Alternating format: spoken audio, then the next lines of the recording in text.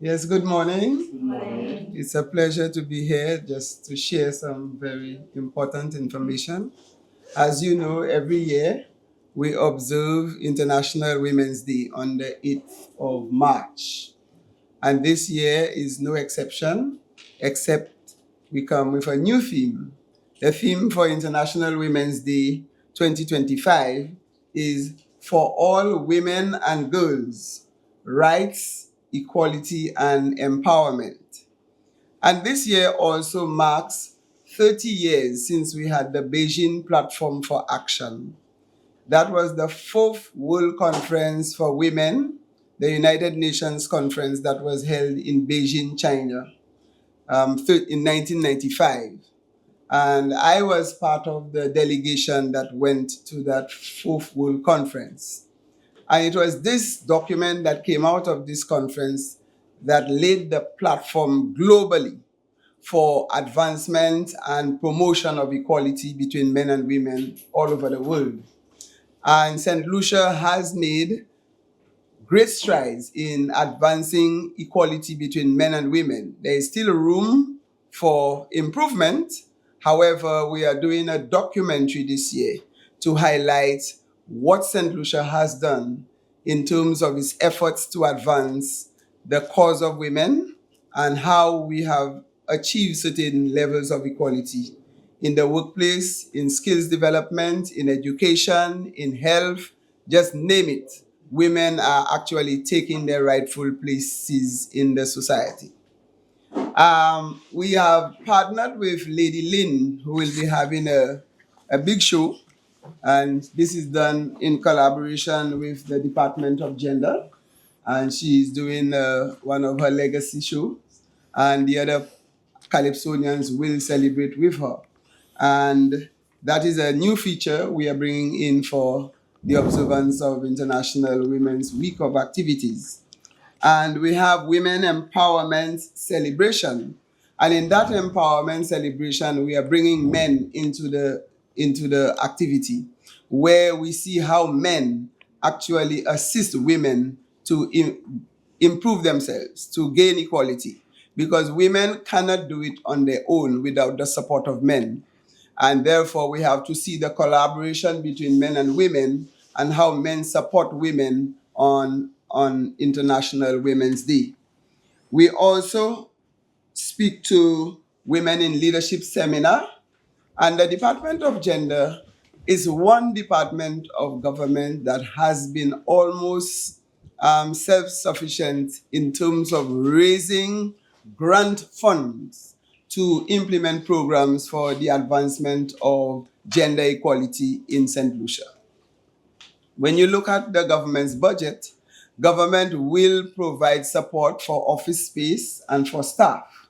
But when it comes to the activities, we get a lot of fundings from the Canadians, from the United Nations, from the French government.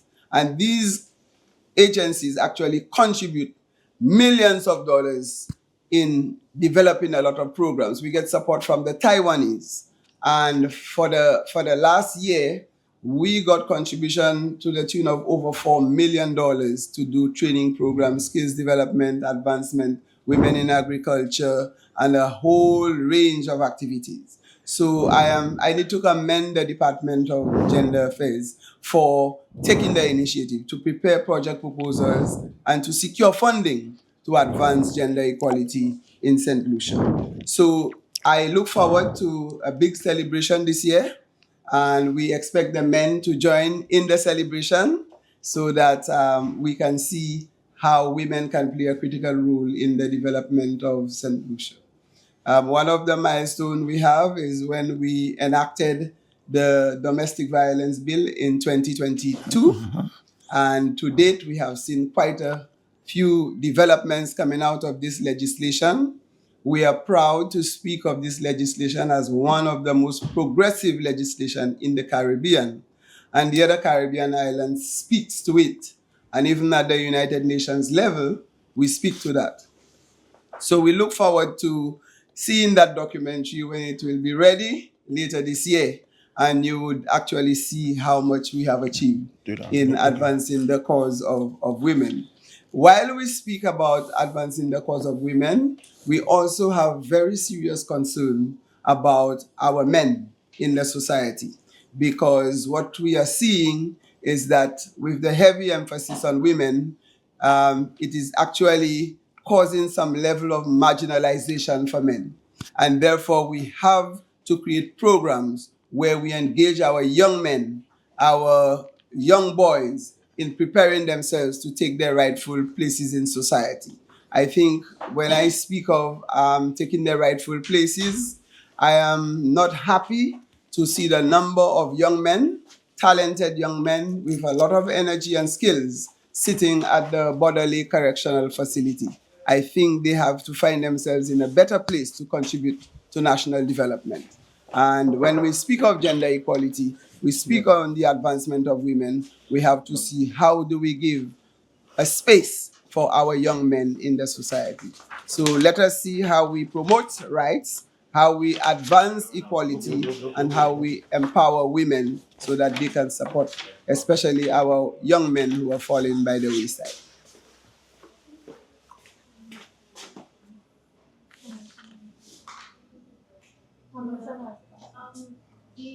What's the response to critics?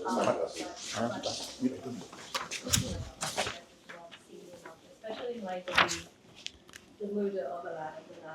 We had another one, I think, on Friday of another woman. What they're saying is that you are not saying anything, you are quiet. So what's your response to them? Okay, I think I responded to that, maybe not in the forum where it was said that I was silent.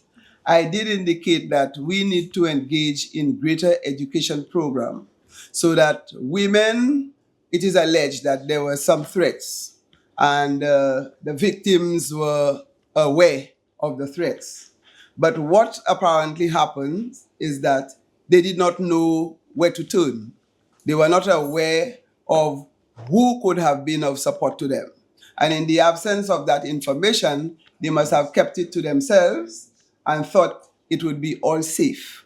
And this is something I think the gender department and other agencies need to go out there and be a little more vocal to tell women what they have to do in certain situations so that they can protect themselves. And even while people are making statements, it is still alleged as to what would have led to the cause of the death of the two young women. That is after the fact. But before the fact, who knew what the situation was and how we could assist? That was unknown to the public, to me as minister with responsibility for gender. So therefore, the argument remains we need to educate both men and women as to what can I do if I am feeling threatened by anybody for whatever reason. And the issue of making a statement, I believe there is need for a statement. But again, if I am promoting gender equality, the question will be asked, why are you making a statement when a woman is murdered and you have not made a statement when a man is murdered? So we have to make statements on all issues, whether it's a man and whether it's a woman. But we also have the issue of gender-based violence, where women are murdered because they are women. They are targeted because they are women. This is another area that we have to focus on, that you must not kill somebody. You must not destroy somebody's life because of who they are. And there is no need about the statement. My position is that we need to take action.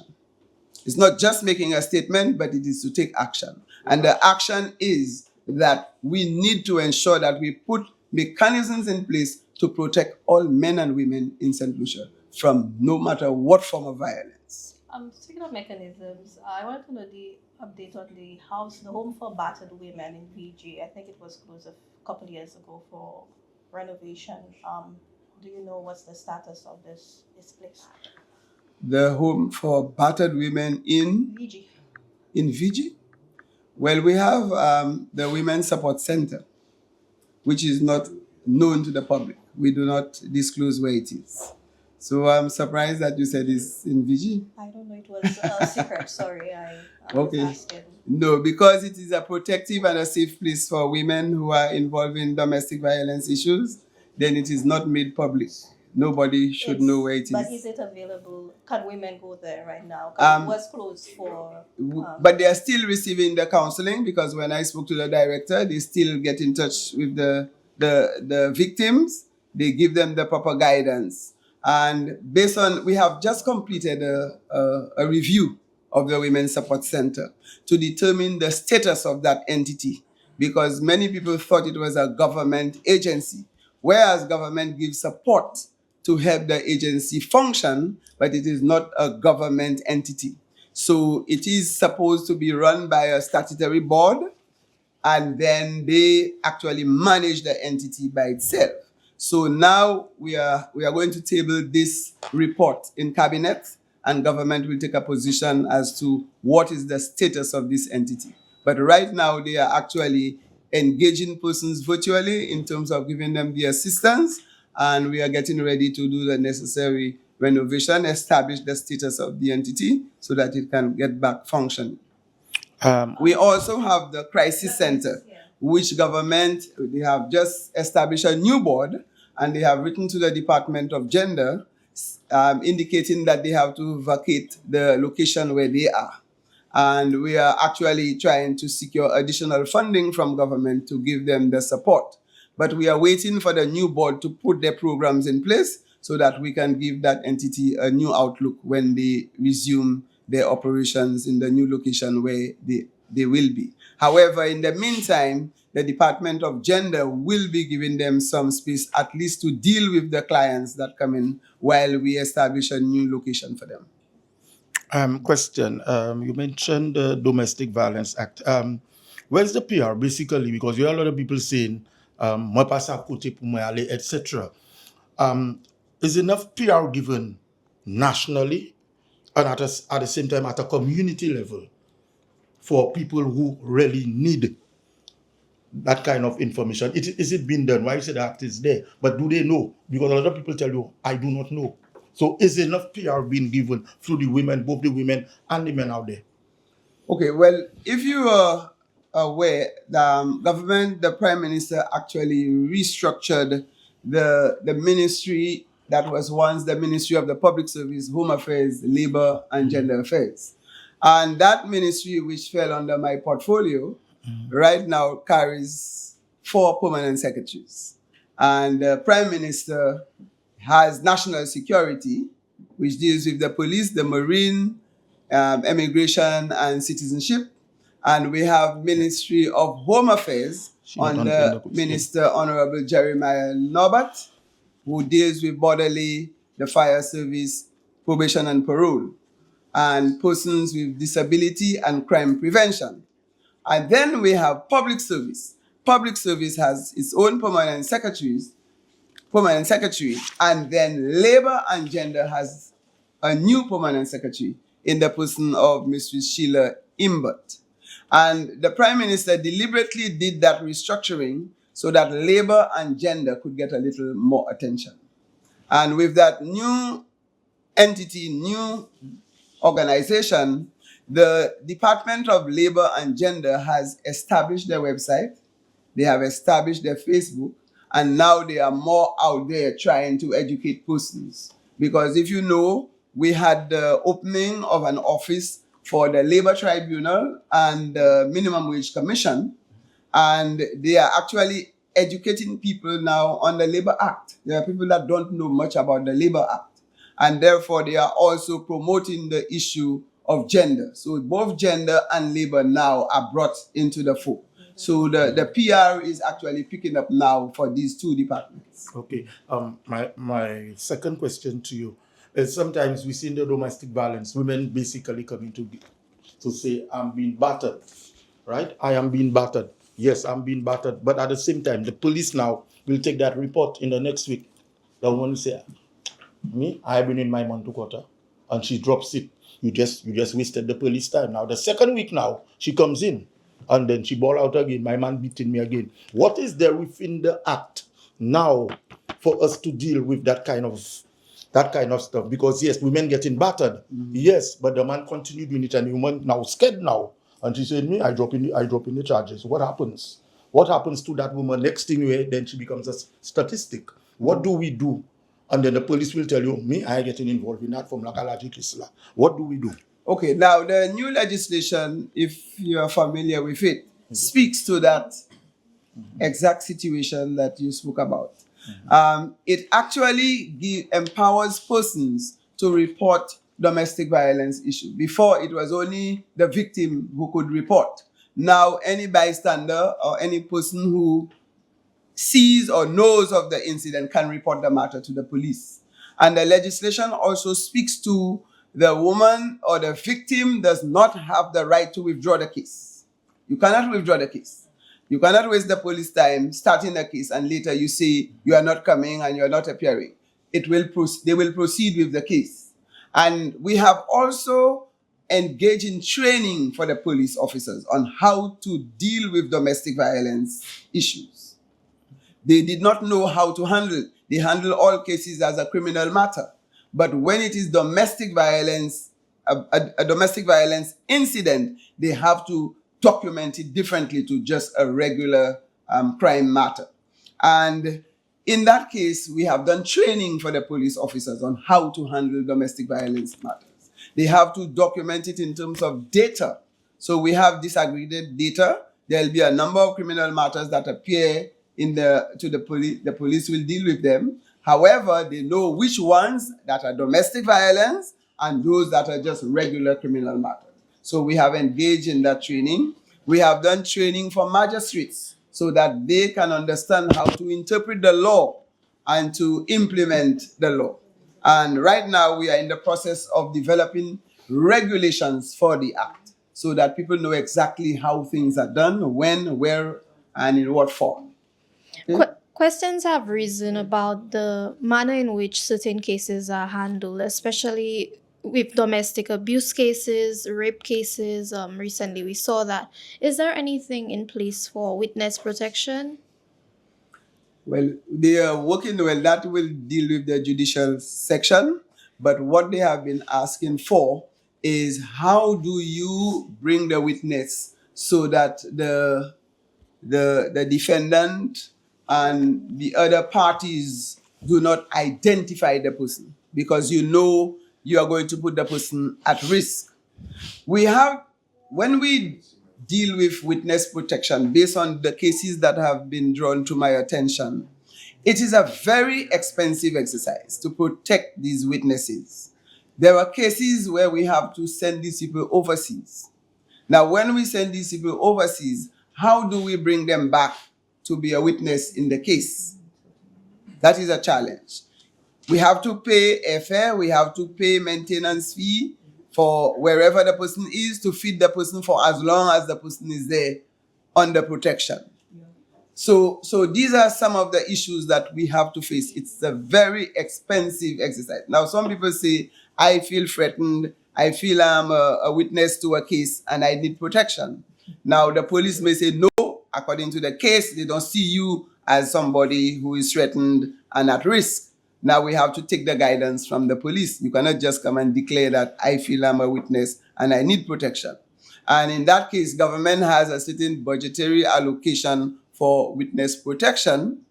However, it can only accommodate so much. And therefore, in some cases, I know of cases where people had to go overseas for them to feel safe. They were not feeling safe in St. Lucia. And you cannot have these people in hiding for the rest of their lives. Sometimes these cases drag into court for a very long time. And therefore, how do we handle these expenses in keeping people? But they are saying there are places, we are looking at systems that exist regionally and see how we can bring a witness forward without the other parties identifying who that person. We have to protect that person so they don't see that you are actually coming in forward. Then I think we can utilize technology to assist us where you don't have to appear in person, but you can be over the camera at a distance and become a witness in a case. So these are areas that we are exploring. But it is a very expensive exercise, and we have done it, but maybe not to the full extent in terms of what the budget can afford. So for women, when you speak of cases where they are at risk and in danger, what do you recommend that they do? In the case of domestic violence, that is where we had the Women's Support Center. There are cases where they go to the crisis center.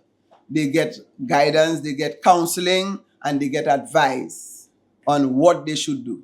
As the minister, I cannot disclose here. It depends on the case, and you deal with case by case basis. The scenario changes as you move from case to case, but there are facilities in place to guide women. I think there are cases where women do not take advantage of these facilities, and therefore they end up being victim because they didn't know that they could go for counseling and advice on how to handle the situation. They believe they can just keep it secret and maybe just don't talk about it and it will go away. But now we have to encourage women to come out and go to the right sources for them to report their cases. Now we also establish a one-stop center at the Department of Gender, and that also deals with incidents of violence against women. And this project is funded by the Caribbean Development Bank. We are about to start that project so people can come in and get counseling and advice on how to handle the situation. Is it free of charge? Yes, it is a government service. Yeah. Yes, Madam Minister. We have the gender equality bill, gender violence, also the domestic violence bill. But dating back 10 to 15 years ago, Women's Day, we used to have these posters with all these women, young girls who've been raped, killed. Mm-hmm. How with all these programs in place, how much has it assisted the police? How satisfied is the department with the police bringing fruition to a lot of these cases? Because a lot of these cases have remained unresolved. I know all but the judges on this. So, Tricia, Octave, there are so many names that have been left hanging, and people are asking for some level of fruition to be brought to these cases. Are you aware that there are still some unsolved cases that really needs to be dealt with? Well, I'm pretty much aware that there are a lot of cases that have not been resolved. And it is one where people have to understand the different branches of government. We are part of the executive as ministers, the cabinet, the parliament. You have the legislature, and then you have the judiciary. Now, when a matter is submitted to the police and it goes to the lawyers, the government cannot tell the lawyers what to do in a case. We are not involved in the investigation.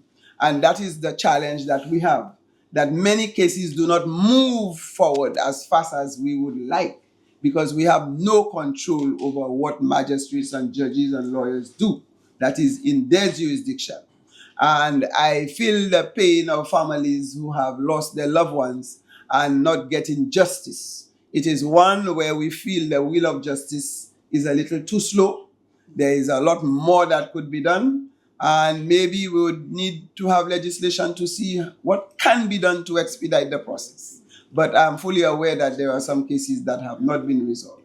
Okay, and fine. Would you say that the domestic violence bill, in some way gives the police, the law enforcement a little more leeway in tackling these matters? Well, they are a little more thorough in their investigation. The legislation actually explains to the policemen how to document the information, how to document the evidence, so that when that is submitted to the lawyer, to the magistrate, they would have sufficient information to digest, to assess in order to make a decision. Because many times some cases do not go forward because the reporting is lacking. They do not have adequate information. The investigation was weak, and therefore the judges and the lawyers cannot act on that. It's not enough to convict somebody or to charge somebody or to sentence somebody. Question, changing gears a little bit. Has the government taken a position on the sex offenders registry? We see that happening in the States. We have it both male and female being molested, and those people walk the streets. You may hear a case today, and in 2 years, that person comes back and he does. It's like a recurring decimal within our society, where even when it comes to the males, you see it happens all the time. You understand? You hear them 2 years pass, you hear nothing about them, and next you hear him committing that same vibe again. It's also for our young girls, where you see they get abused and then it goes down the drain, and then it reoccurs again. So is the government doing anything about that when it comes to sex offenders? Have that registry so within the communities or even on TV that we can know, hey, but there is a sex offender, we don't want that man in our community, or we don't want him or her in the community. Okay, while you zero on sex offenders, the government has taken a policy decision to digitize a lot of the information that we have, not just about sex offenders, but generally government data. And what we find is that our data collection was very much of what we call obsolete type. And therefore, with modern technology, we are able to capture a lot more information. And as a result, government through DigiGov is actually digitizing a lot of government information. And I am hoping that the registry for sex offenders will find itself within that grouping, so that everybody's information will be within the system, and therefore you can pull it out. As to whether you make that information public is one that you have to decide, because there are other legislation or other issues that will come up in terms of, and you will remember, it is said that not because somebody is in prison that all their rights are taken. They have their rights too. And therefore, you have to look at what new legislation will be put in place to protect the government or the persons who will release that information in the public.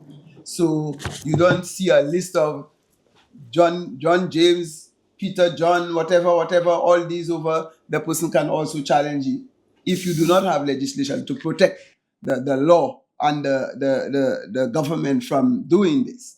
Okay? So they tell you, even though somebody is in prison and sentenced, they too have rights.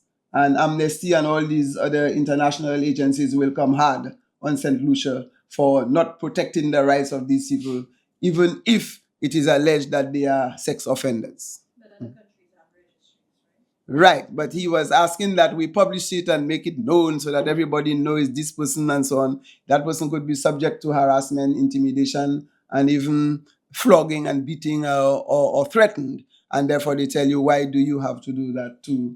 Because at one time when people were sentenced to bodily, and when they were released from bodily, nobody wanted to accept these people, that they were once an inmate in a correctional facility, and therefore when they come back in the society, they are not accepted.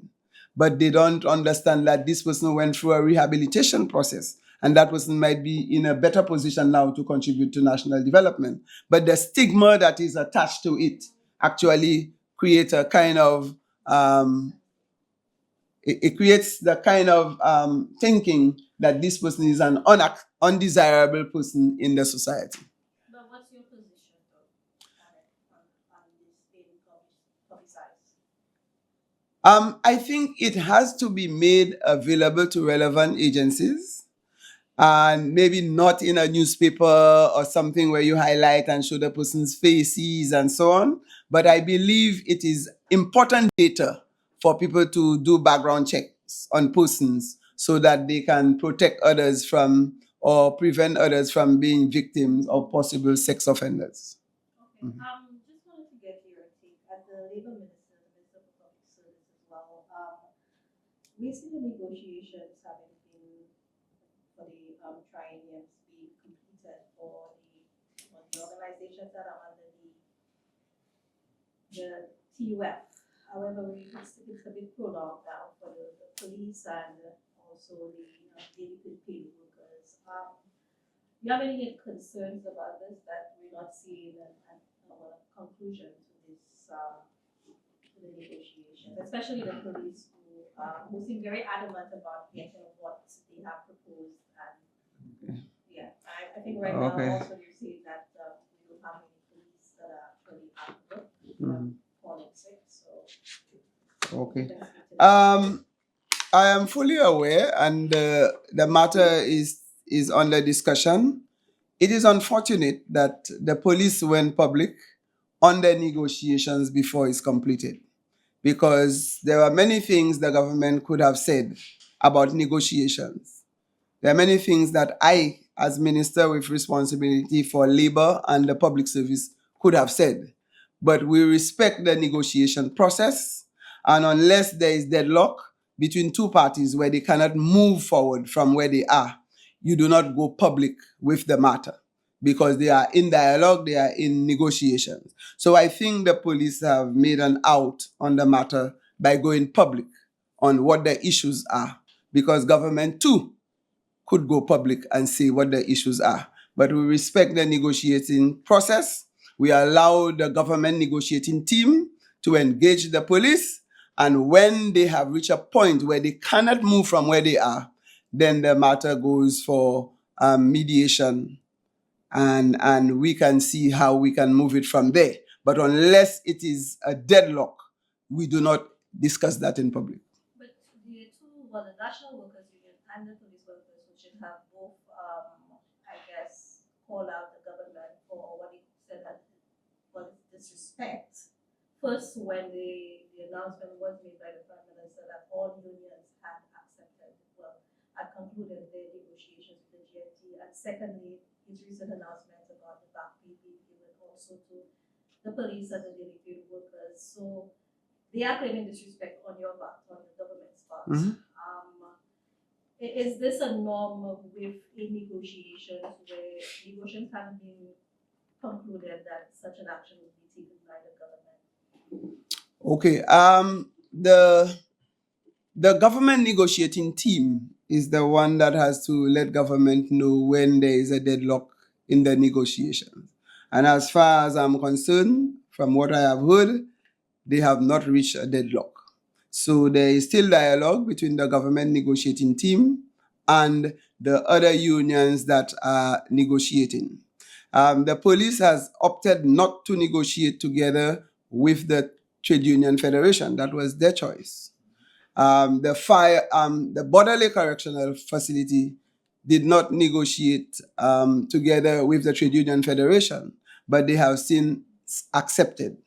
So there are issues the police have. They have gone public with it. I don't want to repeat what they have said. I would prefer to take my guidance from the negotiating team and the Prime Minister, who is the one who has to release money. He knows how much he can release, and I do not want to make any pronouncement out of turn. But I'm saying I respect the negotiating process, and we are waiting the government negotiating team to inform the government that we cannot move forward because there is a deadlock, whether it's between police and National Workers Union, and therefore government has to take it from there. That is where we will step in. We will now hear from Honorable Emma Hippolyte, Minister for Commerce, Manufacturing, Business Development, Cooperatives, and Consumer Affairs. Thank you, Madam Press Secretary. Good morning, everyone. Today, I want to thank you for giving us the opportunity. I'm going to speak on just two things briefly. The first one is just to remind the public that the Ministry of Commerce will be opening its Vieux-Fort office on Wednesday this week. The official ceremony starts at 11. And after that, we will be opening to serving from the following day the public in the South.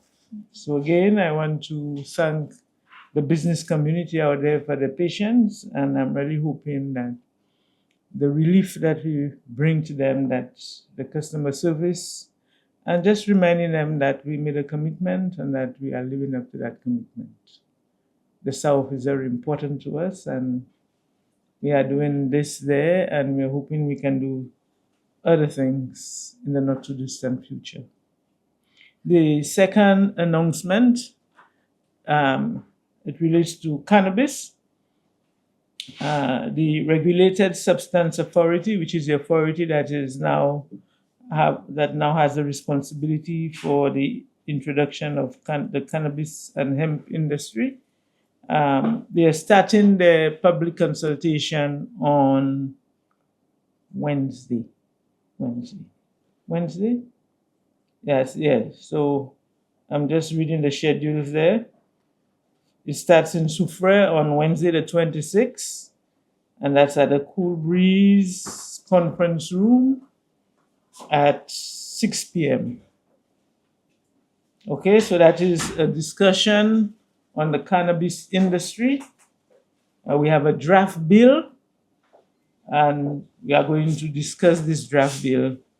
The consultation commences on Wednesday, the 26th, in Soufrière at the Cool Breeze Conference Room at 6 p.m. Then this is followed in Dennery on the 27th, on Thursday, the 27th. That is at Chateau Heritage, and that is also at 6 p.m. Then the next consultation is in Grosley, and it is on Tuesday, the 4th of March, and that is at 6 p.m. And that is at the Grosley Human Resource Development Center. Then we go down on Wednesday, the 5th of March, to Vieux-Fort, and that will be at our Ministry of Commerce, and I think that's at Clark Street. There's a top floor there, 6 p.m. Then on Thursday, the 6th, we move to Babono, and it's at the Babono Human Resource Center, 6 p.m. Then Tuesday, the 11th of March, we move on to Ancillary, and that is at the Parish Hall in Ancillary at 6 p.m. on Tuesday, the 11th. And we then have the Castries at the Castries City Council on Wednesday, the 12th of March. Again, 6 p.m. So we really want to take this moment to invite all of St. Lucia to these various consultations. The introduction of a cannabis industry is very critical for us as a country, and we really want to give the public an opportunity to have a conversation, discuss, and everything else. In addition to these consultations, we are also going to have some targeted groups, principals, students, so that we have all the core sectors together. So, yes, you have a question? I'm not really speaking on the cannabis today, but I'm speaking of our manufacturers, both medium and small. I think most of them would say there are problems with fixing the problems, not only for our local, but also for our regional producers. Where I spoke to Dominica, Grenada, St. Lucia, all of them were saying the same thing from your ministry. We do have a lot to export, but they seem to be making a noise that the freight seems to be a big cost, and then raise the price of the freight and stuff. So the issue. What they were saying is that are there any talks within the government or solution, basically regionally, to make sure that our manufacturers locally can they have basically something like RIAC, but not with air freight, but with the sea, with Express Diesel under this new company. It's a German company. They were asking, can that be done, or other governments spoke with other people within those areas so that we can export, where it will be easier for our local manufacturers? Well, the issue of shipping, whether it's regional or international, is now a big challenge for us in the region, and not only in the region, throughout the world. But being very specific to the question that you asked, is we've had conversation. There are various private sector bodies and investors that have started talking to us about providing connectivity, I would call it that, within the region. But we have to, and again, because it's private sector, We can only facilitate that investment because it's not something that government can pour money into. We can cause it to happen. I know just about over a year ago, some African people actually came looking at it. Since then, I know we had the whole issue of the French companies improving their services. So the feedback is critical for us. Our manufacturers have to tell us that whatever now exists is still not working. Is still not working. You're right, we had Express Desil making some of the wrongs. And sometimes you have the case of St. Vincent where you have private scooters that you can lease and rent. The manufacturers as well need to be able to come together because, and that is why you have the various bodies, the SLISBERS, the Manufacturers Association, the Chamber of Commerce. Most times what you need and what is not happening is enough collaboration among the parties. For example, if we know, if all of the bodies come together and agree to hire a boat to go from St. Lucia to, for example, we have a lot of our agricultural products get to the Virgin Islands, for example, but you then have to make private arrangements. So I am meeting the various bodies every quarter. I've not met them this year. That is down on the cards to do. So when we meet, I'll get an update and see how best we can facilitate it. What were your thoughts on the business expo held in Beaufort? Well, I should ask you. I organize it. So I mean, in terms of the products you saw, the booths you saw, were you impressed by what was on yes, display? I was. We had just under 100 small businesses displaying their ware. I was very impressed with the quality. Some very new products came in, and our agency, Export St. Lucia, who actually led that particular exhibition, has identified certain persons that we have to work with. We had quite a few of our members who were beneficiaries of our MSME loan program. I was happy to see that. When I went around, there were a lot of exhibitors who had not benefited from the MSME loan program.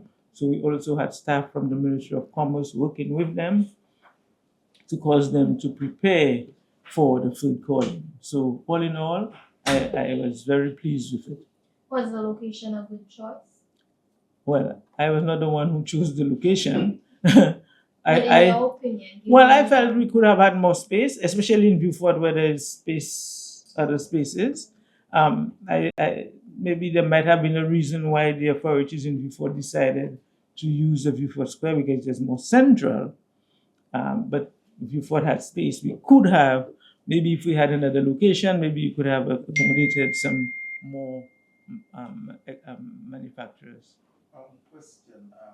Speaking to someone from Antigua on that same expo, but they're saying that we have a lot of goods in solution, but to me not enough is being done to, I guess, to market our goods because she was so surprised by what we have down here, and she said, yeah, but it's not within the islands because I believe there was this exhibition going right around the car, not enough is being done on central. That's what she said to me. Enough is not being done. Do you feel like, well, obviously we need more. Do you feel in your view that more should be done to sell our goods basically, especially with our local manufacturers? Well, there are a lot of things that are happening. Government is giving assistance to the private sector, and that's what I was saying in terms of even the associations, they need strengthening. And the support we have provided so far within the ministry is to individuals, persons who have a product to manufacture. But sometimes when I sit, I believe as well that there is need to provide some assistance to the associations themselves in terms of improving the services they provide to their members, because government will provide this exhibition. We have the St. Lucia Taiwan exhibition, and then we now have the National Expo. These are the two exhibitions that we have. At one point, we did have an exhibition that was open to the region. I remember the French people came in. But based on what you're saying, if we have a similar exhibition around the OECS or CARICOM, then our exhibitors can move around. But they need the support to do that. Yeah. But again, is as well, we try to do some online, a lot more online marketing. What we have to do is maybe how we boost it, and it's a work in progress. Yes, Madam Minister. Sometime last year, we called the Caribbean Symposium, Forum on Cannabis, and there were some key speakers. You know, what is the progress with this movement? And now that you have the public discussion, will more information be available to the public in terms of, you know, what is the basis for this cannabis industry? Well, you're right, we had the Caribbean Symposium. That would have, the result of this would have impacted the draft cannabis bill that you now have before you. And what we have done as well is we have invited our regional and international stakeholders, we call them, because we do collaborate, to give us feedback on the piece of legislation that we have as well. We have quite a bit of work we've done with Barbados in one of the symposium outside of St. Lucia that we attended. So we did a lot of work with St. Vincent as well. You know, I visited some time ago to see what was happening on the ground. We got some assistance from Canada. So now is how we get feedback from all those persons. That is what's in the bill now. We've sent the draft bill back out to them, and we are now want to focus on the stakeholders, our local stakeholders. How do they see this instrument and this industry impacting them? Does the bill cover all the areas that they would want it to cover? That is why we are going into that type of open conversation. We are not just putting the bill there, we are going into the communities to make it easy and allow persons to focus. So I'm really hoping that we can share that flyer far and wide so that persons pay attention. So Fred, this Wednesday is your turn. And you know, I remember also wanted to embrace the small planters, the small retailers. Yes. So they would have a voice. So a lot of this information will be given out.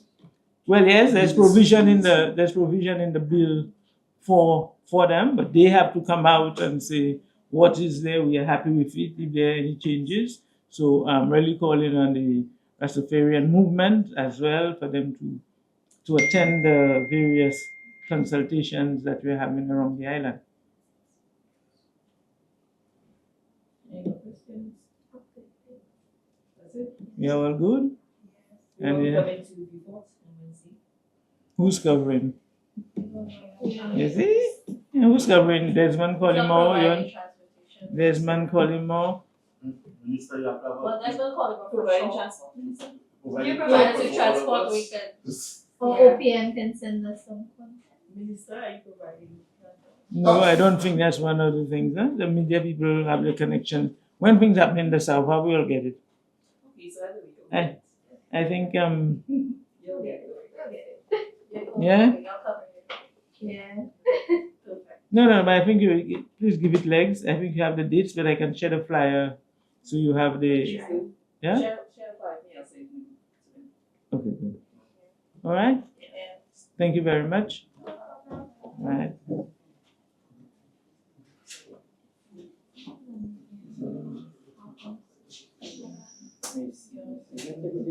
Okay. So we have our final presenter for the afternoon, Honorable Dr. Ernest Tiller, Minister for Tourism, Investment, Creative Industries, Culture, and Information. Thank you very much. Good afternoon. Should I take questions or I'll take questions? No, I'll take the question. I shall make a statement tomorrow in Parliament, a minister's statement in relation to the court case filed by the leader of the opposition. So you'll get a detailed statement made tomorrow, but do feel free to ask any question today. What I cannot say in Parliament, I'm sure. Can you then speak to the meeting you had in London with the CDI leaders? I think that's between February and January. Yeah, no, well, yeah. It was a dialogue hosted by the UK government, the EU and the US with the countries in the Eastern Caribbean that do have citizenship by investment programs. Just cited the future of the CIP. And it was a very good dialogue. It really was an opportunity.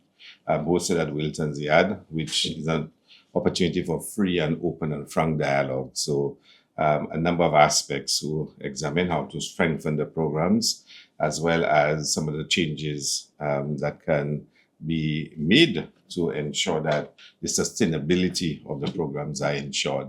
The US, the UK, and the EU all, agreed to continue to work with their countries.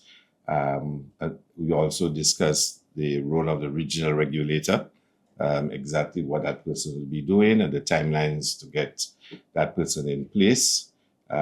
We spoke about a number of due diligence and national security issues, whatnot. So it was quite a good meeting.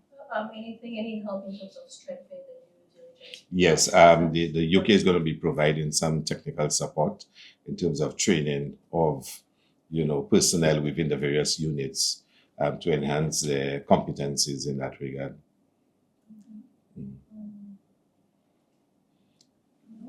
We saw two of our local artists performing at the Raptors game. What are your thoughts on this? I think it was excellent and certainly a plus for St. Lucia.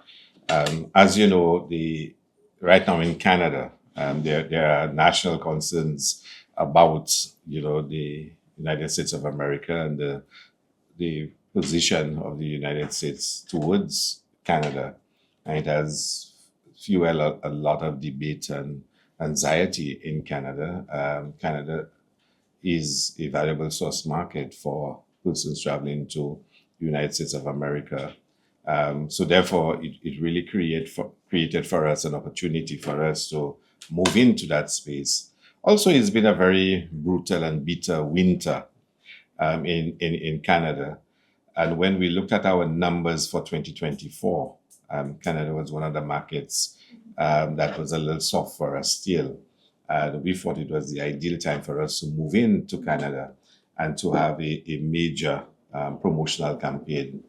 And one of the ways in which we saw we could do so was to take advantage of Caribbean Heritage Night, hosted by the Toronto Raptors. It was a chance for us to promote our two leading soca artists, Moto and Ricky T. And from all accounts, they did a fantastic job. And so St. Lucia certainly stood up front. In fact, if you saw the posting from Moto, he basically said, look, 2 million more people now know of St. Lucia simply because of that opportunity. So we're really proud of what we've done. The promotion ended on Saturday night.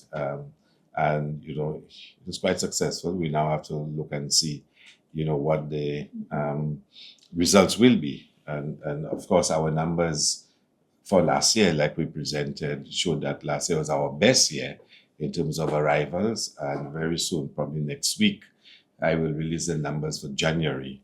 And we continue to see growth, and we continue to see St. Lucia's tourism industry, showing remarkable resilience and success. So while we saw what happened with, I guess, the Raptors, do you see our industry presently sitting up to speed with all our different artists? Do you see now that St. Lucia is a multi-billion industry that we come together and within your ministry get our solutions, especially the artists, to what is out there and give them the necessary obviously the training, the tools, and with our government to go out there to make the market even more, train them even better for that market to us from your side. I mean, I think a little bit of that, a lot more of the artists themselves coming out of material, and we have had some good material out of St. Lucia, but you must remain trending. We have some excellent artists that can perform, at world-class standards. You just saw Muto and Ricky T. There are a few more in St. Lucia and easily we can get a very sizable group of artists from St. Lucia to perform anywhere in the world. I'm confident of that. And together with the best from other countries. I know that for a fact. But of course, we need to ensure that the quality of the material remains, at the top. We have seen since post-COVID, a continuation of some of the good stuff in terms of the production of the Carnival music in particular has really been good. And we have to encourage them to continue to do so, which is why last year we increased the prize money for Carnival, for, soca, because we wanted the artists to be incentivized. And last couple of years ago, we offered fees for songwriters and songs that made it to the finals. The songwriters each got compensated for their writing, because we want writers to come out and write even more songs. And this year, I met with the soca representatives last week, and we discussed ways in which we can further support them, because at the end of the day, our soca music is what goes international, is what lives after Carnival has ended. Our songs being played all over the world, and we want the soca artists to be able to put their best foot forward. So, in addition to giving them opportunities like we just had, at the Raptors game, we also want to incentivize them and give them more support. We have another big engagement in August when we go to Expo in Japan. I think we'll be bringing quite a sizable delegation with us to Japan. I mean, you may recall when we went to Dubai a couple of years ago, and this time we'll have an even bigger delegation going to Japan to represent St. Lucia. And St. Lucia's Day is towards the ending of August. So we'll be putting on a presentation full of splendor and color and excitement and energy. Do you think with the promotion of St. Lucia and our Carnival that we are losing some of our locals on the road? Because we've seen a lot of the bands selling out pretty quickly, and some of the St. Lucians are not even getting a chance to buy their costumes. Well, I've addressed this many times in here. There is a band for everybody. You can get a cheap band, cheap costume. Let me be very careful how I describe it before somebody say I call a band a cheap band. But there are costumes that are very reasonably priced, and there are expensive costumes. No St. Lucian can say that if they want to play mass, I shouldn't say no St. Lucian, the average person who wants to play mass can get a band where the costume is a lot cheaper than the high-end bands. I mean, put it that way. And so you have the Zuvos and the Just for Fans and the Legends and the Fusion, and you see the prices of their costume, and you're already saying sold out, sold out, sold out, sold out. But on the other hand, you have other bands that are a lot cheaper, a lot cheaper. And St. Lucians can, if they want, jump with those bands. But if you want to jump with Just for Fun, Frontline, you have to pay the cost of a costume for Frontline Just for Fun. So I think we have the full scale of options. We had a suggestion last year, which we wanted to do, which was to have the community carnivals come up and participate as community carnivals. But I didn't really get my way in pushing that idea, because some of the community carnivals wanted to come after the national carnival. And some of the revelers said, look, I'm already in a carnival band. So yes, I take part in community carnival, but I'm in, a regular carnival band. So, it's not going to work. This year we're hoping to put out on the road still ban on the road for Carnival. So at least St. Lucians who just want to go and have a little jump on the road without any costume, without any being in any band, should be able to do so. But we will continue to look at ways in which the average St. Lucian can participate in Carnival. We will continue to do so because it's in our interest to ensure that although the Carnival is becoming known now primarily for its international appeal and as an economic driver, that we also recognize the cultural and artistic value of it to our own social development in the country. So we will continue to look at ways and means in which we can make it open for greater participation. I'm not sure if you saw the wax figure going around of Julian Alfred. What are your thoughts? Well, I saw it, and I have both my personal and I guess in a sense the other side of it that you may ask somebody and they may say it's art. So and if an artist sees that as a representation of Julian, to some extent you must respect it. You may not like it, but you'll respect it because it is an artist's impression. But there'll be different views on it. There will be different views, but art is art. And you have a right. You have a right to reserve your views on it. So do you think the one hopefully we should go up in cul-de-sac will be Totally much better? different. I will not say much better, but I will tell you it will be totally different. That's for sure. Yeah. I know recently, you and the representatives from either had the engagement with the media and also the residents. I said to have open communication so people have a better idea of what's going on, even on investigation. I want to take this out to GPH. We haven't been really hearing much, the media itself. So I guess what is happening with the project and how can we have this safety of communication, maybe an engagement like what you had. Yeah, okay, yeah. No, that's a good suggestion. And I will suggest to GPH that they make a presentation to the press.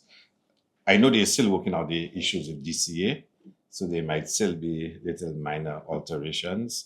But I think they've reached a point where they probably can share with the press the visuals of what it will look like. But there's a lot going on. So there's GPH dealing with DCA, dealing with approvals. There is the Castro City Council dealing with vendors. There is certainly in Banan, SLASPA dealing with the fishers and the people who live in the Banan fishing area. So there's a lot going on at the level of stakeholders, trying to address them and to speak with them. But I think the time has probably reached for you to get a presentation so you can get a sense of what it looks like. Where were you the SH? I know they had there was supposed to be some mediation between the government and what's happening. Well, I think DSH has gone silent. They filed a notice of intent for mediation, and we responded and we said, yes, we're ready. Go ahead. And we've just not heard from them. I think they're very conscious of the dates that are on us right now. I would say. Yeah. You get the answer? Huh? Excuse me, so our CIP program seems to be under some heavy fire, even on the associate time. We have some problems there.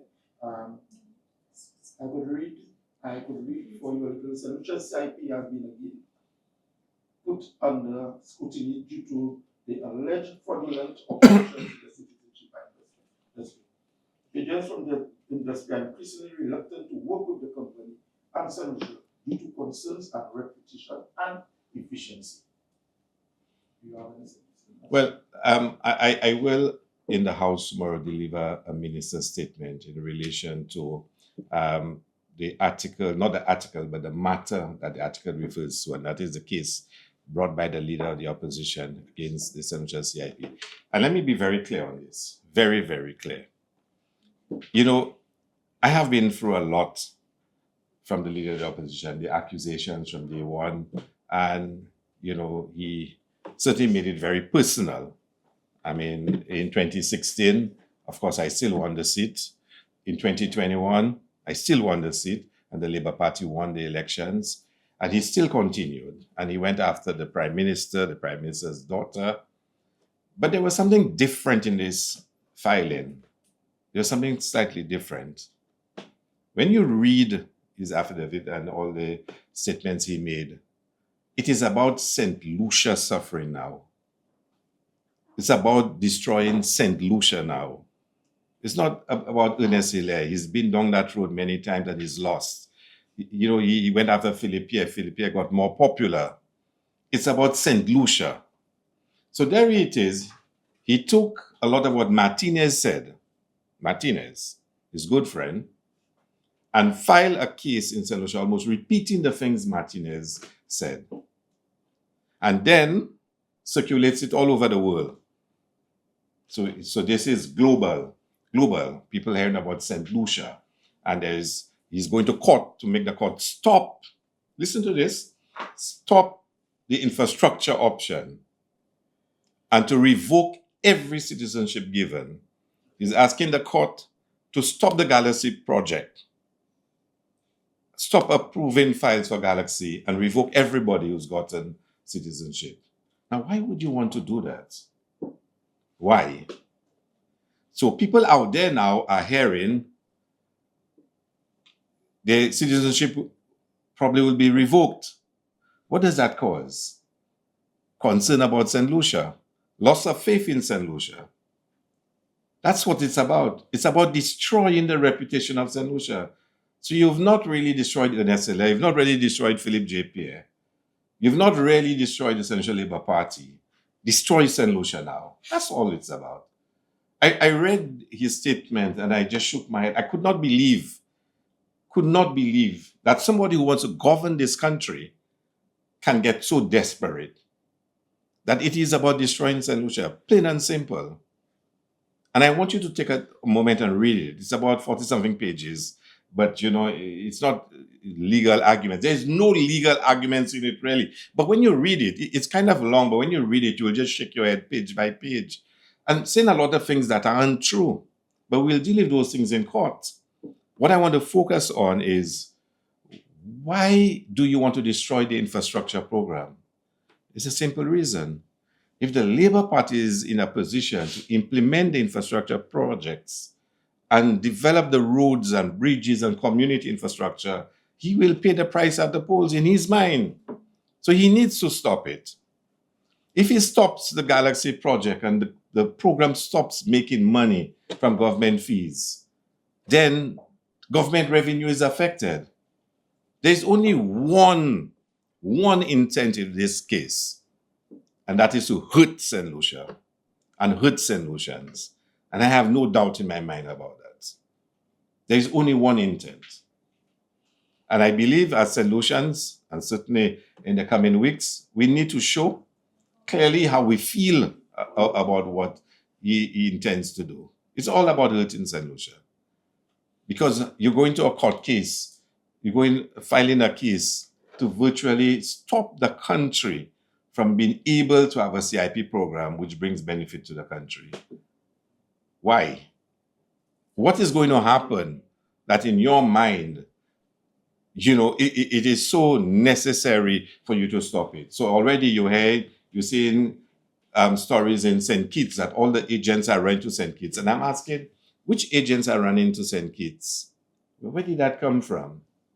And you hear in Associate Times speaking about St. Lucia program has fallen and people are moving away from St. Lucia. But that's the headlines they want all over the world, that the St. Lucia program is not a program to be associated with.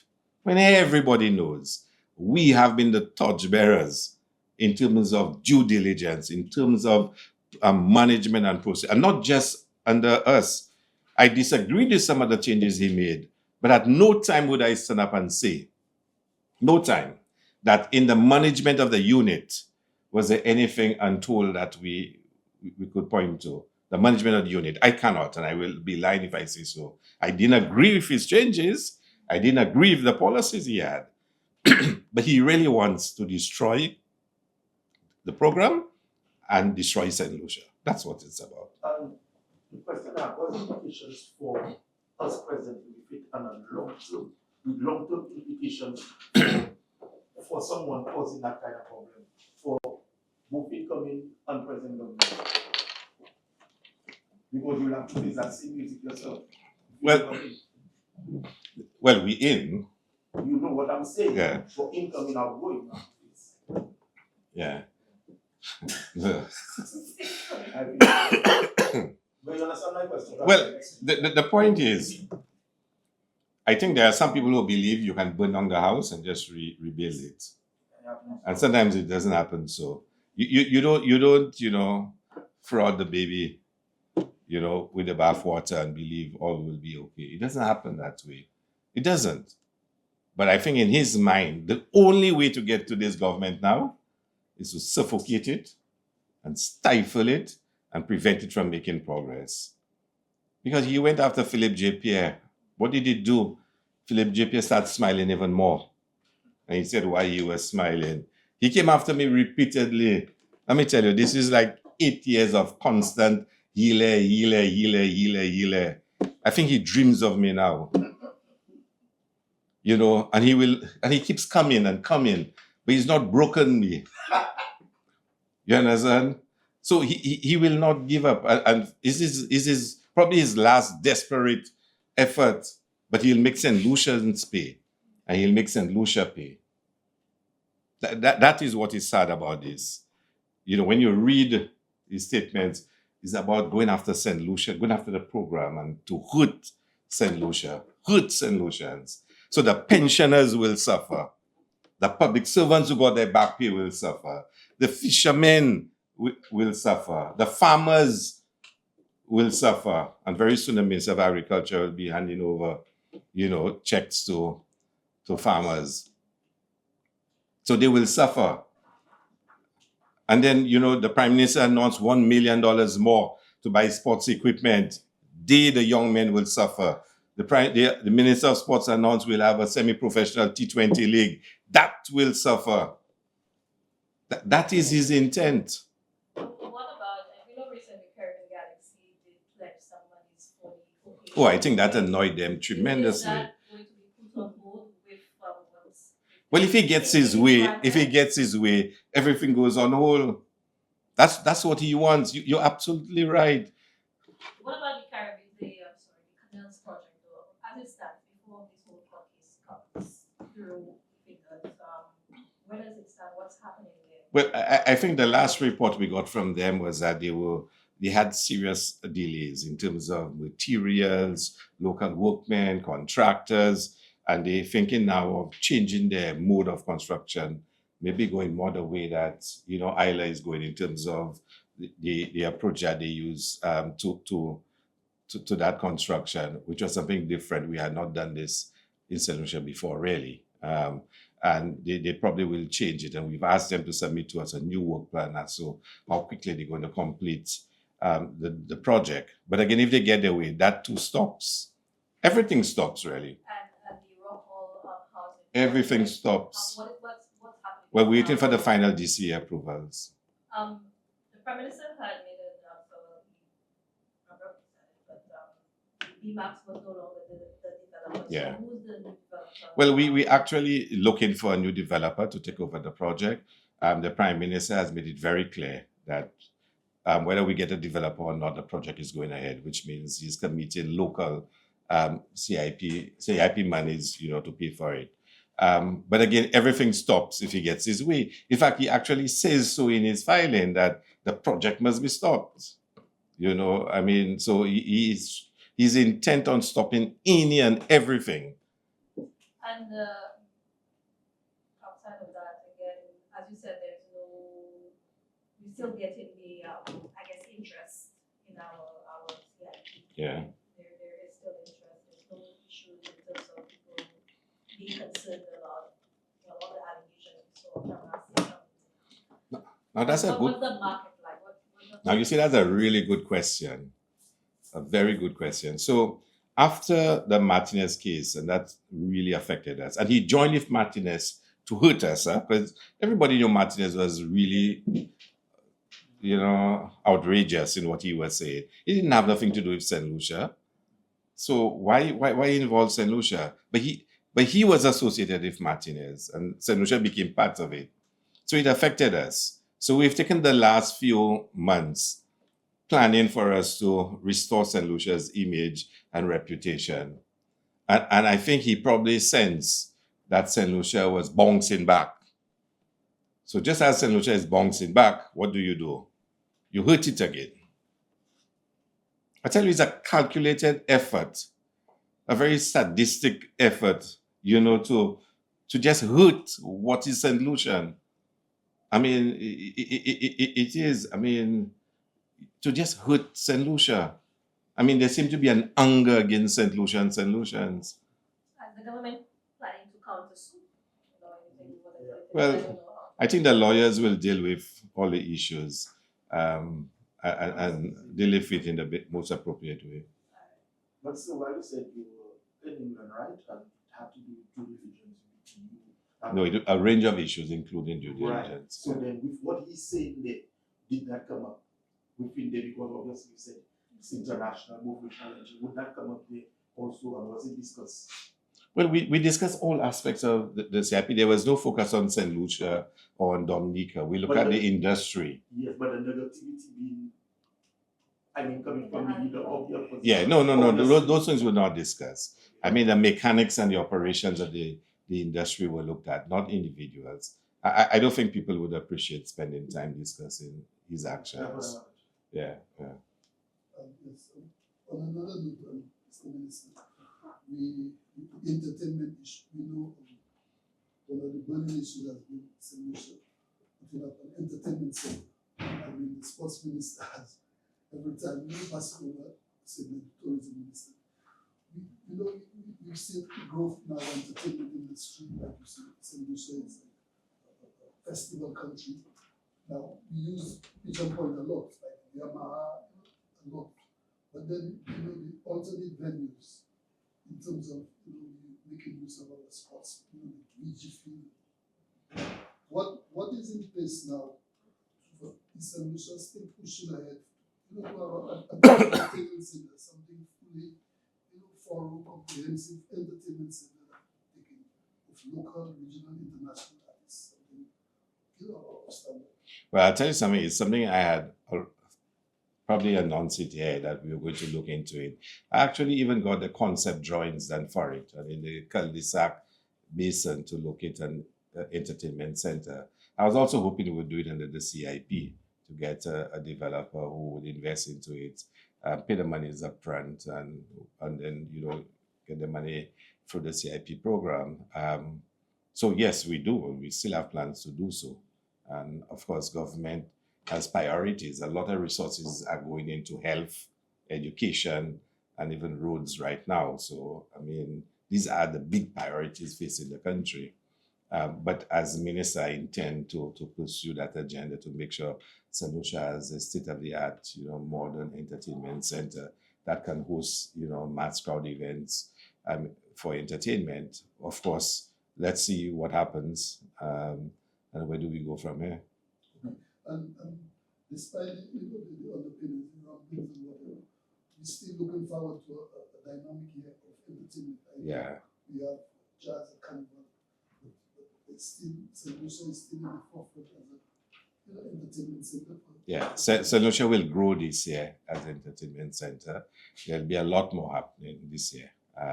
We're looking forward to it, and we certainly are in anticipation of jazz.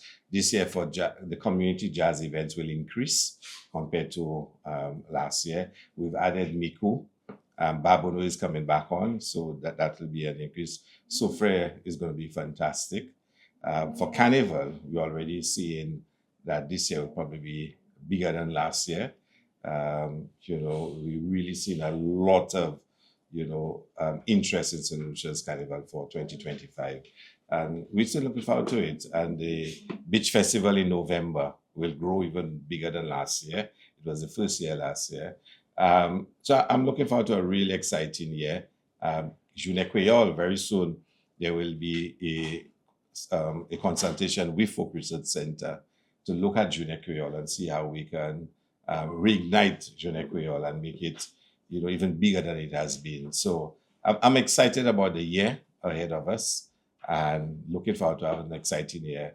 And then we'll settle our business in the new year.